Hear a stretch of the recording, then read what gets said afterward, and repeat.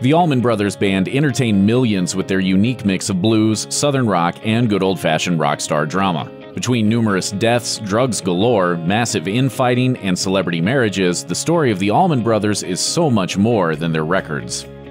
The Allman Brothers certainly weren't the only band to do drugs and live the rock star life to excess. But they took their drugs and money lifestyle to a level few bands can even dream of, and if you pitch their real-life issues to a Hollywood studio, they'd probably reject you for being cartoonishly unrealistic.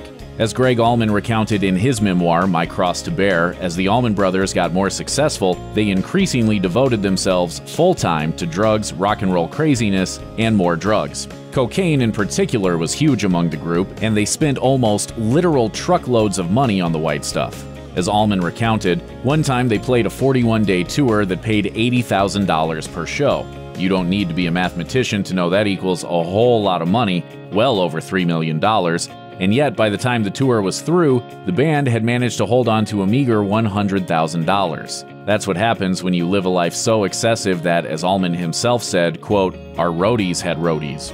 And then there was the jet they bought, because of course they did. The story gets even better. Allegedly, when they arrived for their first flight, the crew had spelled out "Welcome Allman Brothers" on the bar using cocaine. When Rolling Stone asked him just how much he spent on his drug habit, he had this to say: "I spent quite a bit. Dealers that like musicians, they'll come and just lay anything on you. Just like the little rhyme goes, the first one's free and the second one's on me. And the third one, you pay for." Don't expect anyone in the Allman Brothers Band to give a lecture on fiscal responsibility.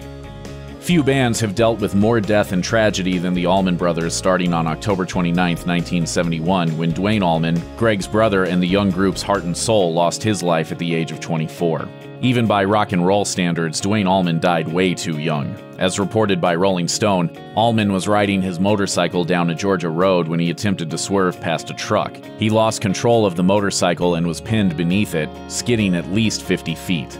Despite several hours of surgery, Allman died in the hospital. He left behind a grieving brother and bandmates, along with millions of saddened fans. There's no telling what he would have contributed to music had he survived, but considering how, despite his short life, he still gave us Midnight Rider, it's safe to say he had a ton of great music and life left in him.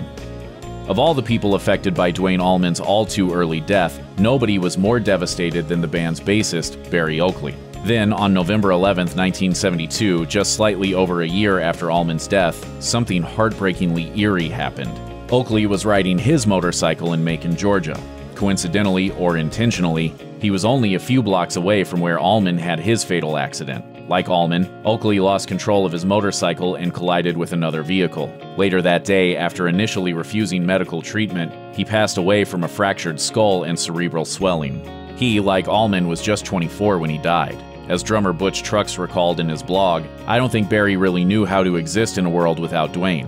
The sparkle that was Berry was simply gone." By all accounts, it seems the only thing Berry truly cared about since Duane's death was being with Duane again. Berry Oakley was buried next to him in Macon. As the Allman Brothers grew more successful, certain members became bona fide celebrities as well as musicians. Gregg Allman took that status to its logical extreme, entering into a high-profile celebrity marriage that was doomed from the start and made nobody happy. In 1975, pop superstar Cher finalized her incredibly messy divorce from Sonny Bono. At the same time, she kicked off a fling with Allman, who wrote in his memoir, "She smelled like I would imagine a mermaid would smell. I've never smelled it since, and I'll never forget it." Just a few days after Cher's divorce was finalized, they headed off to Vegas to tie the knot. But just 9 days later, Cher filed papers to end the marriage. The reason? According to Cher, she was unable to deal with Gregg Allman's abundant drug and alcohol use. They got back together a month later and even had a child together, but Cher and Allman simply weren't a good match for each other. Cher reuniting with Bono for a new TV show didn't help matters, and the two were separated in 1977 and divorced in 1979. Allman later admitted, "There was no future for us because she has that constant paranoia of my going back to alcohol." Plenty of rock acts deal with the occasional drug bust. It comes with the territory, after all. But in 1976, the Allman Brothers dealt with a bust so bad it stopped the band dead in its tracks for years and linked them to organized crime. It started with Scooter Herring, who was Gregg Allman's personal road manager. Part of his job description was to hook the band up with their drugs, and unfortunately for them, Herring was said to have gotten his drugs as part of a drug ring run by a notorious mobster named J.C. Hawkins. Cocaine is always a bad idea, and getting it through the mob is an even worse one. The FBI didn't like it very much either, and Herring was targeted as a drug-running middleman. Allman initially tried to snuff the investigation by refusing to talk, but the feds told him he'd go to prison for perjury. They offered him immunity in exchange for his testimony, and Herring apparently persuaded Allman to take it. Allman wasn't keen on doing it though, telling Rolling Stone, "It was terrible. I was up against the wall, I was in the corner, backed in the corner." The jury convicted Herring and the judge gave him 75 years in prison, although his conviction was overturned on appeal in 1978. To some of the Allman Brothers Band, the testimony was unforgivable and akin to snitching. The band splintered briefly, and as for Allman, he found himself under police protection after receiving death threats. It's a sad and often tragic fact of life. Everyone with an addiction issue eventually faces rock bottom. Serious drinking.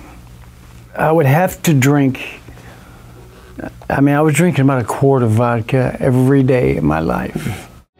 For Gregg Allman, that came in 1995, spread out over an agonizing, embarrassing 5 days. As Allman recounted in My Cross to Bear, the week the Allman Brothers were inducted into the Rock and Roll Hall of Fame was a terrible one for him.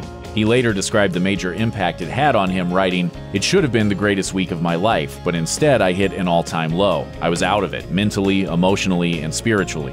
He celebrated the honor by getting stone cold drunk for the entire week. The band made 2 late-night TV appearances, one for Conan O'Brien and the other for David Letterman.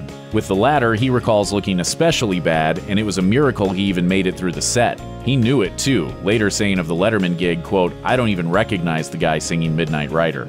He didn't even make it to the rehearsal for their Hall of Fame performance, and come the actual induction, Allman was there physically, but that was about it. Still drunk as ever, he completely blanked on his planned speech and spoke for just 14 seconds about his brother before wandering away. Allman was so embarrassed by his appearances that he vowed to get his life together and started rehab not long afterward. I kicked heroin, cocaine, alcohol, cigarettes. That's about enough.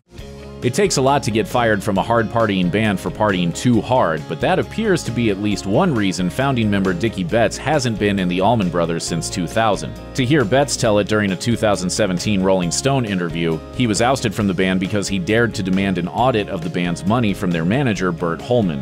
But to hear band members like J. Mo Johansson tell it, they gave Betts an ultimatum because he had simply become impossible to deal with and continued drinking and partying as much as he ever had, in spite of his insistence that lifestyle was going to end. Johansson told Rolling Stone, he would say, "I need to go get myself straight," and that's what he would do. This time, he didn't do it. He didn't get fired, he quit. That, coupled with what the band perceived as his unbearable, bossy, take-charge attitude, meant everything finally came to a head and ended when Betts says he retired. In the past decade, the Allman Brothers have been dealing more and more with death for various reasons. The years 2011 and 2013 saw the respective passings of drummer David "Frankie" Toler and his brother, guitarist Dan Toler, at the 2 young ages of 59 and 65. The Tolers weren't founding members, joining the band during their first reunion in 1980. The band broke up 2 years later, but the Tolers remained at Gregg Allman's side, touring with his solo act, the Gregg Allman Band. Sadly, by 2009, Frankie's health was giving out and he underwent surgery to receive a liver transplant. On June 4, 2011, he passed away from his illness while in hospice care. That same year, Dan was diagnosed with ALS, or Lou Gehrig's disease. He succumbed to his illness in February 2013. Even though they officially said farewell 3 years earlier, 2017 was truly the end for some tragic reasons. The first death that year was Claude "Butch" Trucks, a founding member, one of the band's 2 original drummers, and one of the few band members to stick around from beginning to end. In January of that year, according to the Miami Herald, the 69-year-old Trucks took his own life. His wife, Melinda, immediately dialed 911, telling the dispatcher she had just seen her husband shoot himself. Paramedics arrived, but Trucks died at the scene shortly after. Gregg Allman reacted in a statement with, "I'm heartbroken. I've lost another brother and it hurts beyond words. He was a great man and a great drummer, and I'm going to miss him forever. Rest in peace, Brother Butch." It wasn't long before they met again. In 2017, more than 4 decades after Duane Allman's untimely death, the 69-year-old Gregg joined him once again.